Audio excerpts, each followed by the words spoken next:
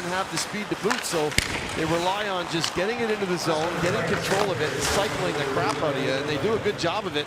And they've got some great passers.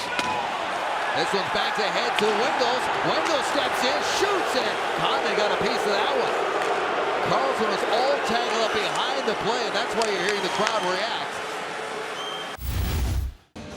We'll watch the top of your screen. You'll see Karlsson right in there, and then all of a sudden it's Vlasic who kind of takes a shot at him. Karlsson goes down and then eventually gets back up, gets up ice, but then it's Turris who comes off the bench and just comes right for number 44 and says, hold on a second here, man. You're not going to get away with that. And that's our captain, and that's our meal ticket, and we're not letting you poke fun at him. And this is what galvanizes a team. It's really important, and the most important thing I got to tell you is that they kill this penalty for Turris. When the guy jumps over the boards and he steps in for your team, it's the team's responsibility to make sure that they kill this off for him.